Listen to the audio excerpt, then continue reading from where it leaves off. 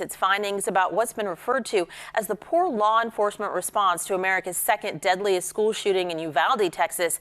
Many will gather in Stockton tonight to remember a school shooting that took lives here 35 years ago. 5 students were killed at Cleveland Elementary School on this day back in 1989 while out on the playground after the shooter had caused his station wagon to explode behind the building with fireworks. He fired 106 rounds in 3 minutes with a semi-automatic rifle and then committed suicide as police moved in.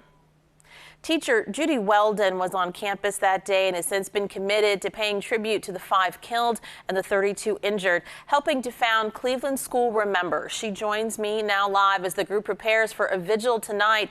Judy, good morning to you. Good morning, Sunseri. Nice to be here. The Cleveland shooting was one of the first mass school shootings in the 20th century, the deadliest before Columbine. January 17th, 1989 was a Tuesday. You were a teacher there. What is the image, the moment that most stands out in your mind about that day 35 years later? The image that most stands out is a picture of all of the children who were injured and who were lined up on the front lawn of the school waiting for triage and treatment and the blood, to be honest. So just a terrifying scene. Tomorrow, the country is expecting to get the DOJ report about what law enforcement did or perhaps did not do as children were dying 2 years ago in Uvalde, Texas. Some 400 officers called to that scene, but none confronted the shooter there for an hour. Over the weekend, the principal from the high school in Perry, Iowa, died after being shot on campus trying to save students on January 4th. How do you handle it when another one of these tragedies happens and the whole country is focused on children dying on a school campus? As our principal said years ago, every time it happens, even just a shooting on the street, it opens the wound, it pricks the wound again. And we are reminded that our country has not taken action to put procedures in place to eliminate gun violence.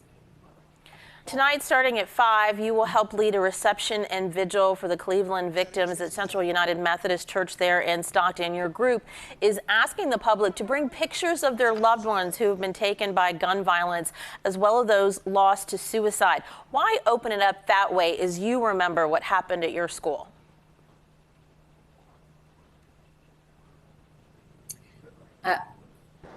What happened at our school was just the beginning, and it shows us that even 35 years later, not only have those incidences diminished, but they have increased daily, not just yearly.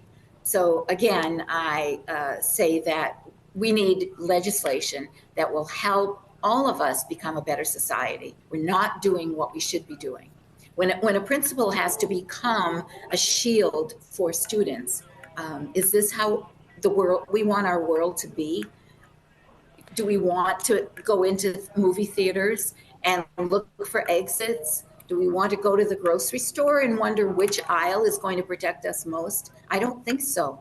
So it's up to us. We, the people, need to move, and we need to demand from our legislators what needs to happen. Mom's Demand will be on hand tonight. Your group is a chapter of Brady United Against Gun Violence, named for Jim Brady, the White House press secretary who was gravely wounded during the 1981 assassination attempt on President Reagan. What do you think the country's missing or isn't doing that kids are still dying on campuses 35 years after what happened at your school? You talked about legislation. What specific legislation do you think we need to have?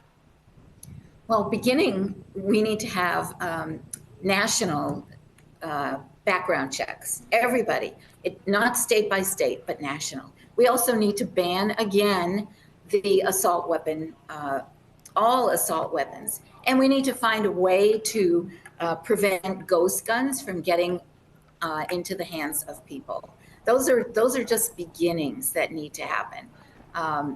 But on a local level, we need to work preemptively with our neighborhoods where violence occurs often. We need to help those who are not learning enough or are can't think of the word there, not able to take themselves out of violent situations. Okay. The gun can't be the final solution. Alrighty, those who come out to remember tonight will be given a call to action. Just briefly before we run out of time, what is that specific call? Because this is a situation where people feel like they're really powerless to do very much to change things.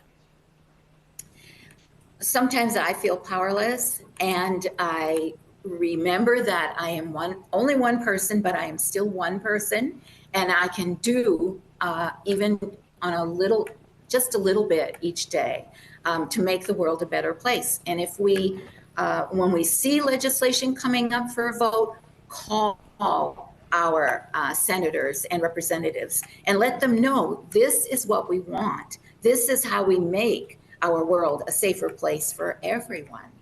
Alrighty, Judy Weldon, a teacher who survived the Cleveland school shooting that took 5 lives, injured 32 others. We're so glad that you're still here to be with us today and call attention to what happened to those 5 students, the 5 families, and that entire school community. Thank you so much. Thank you, Sanseri.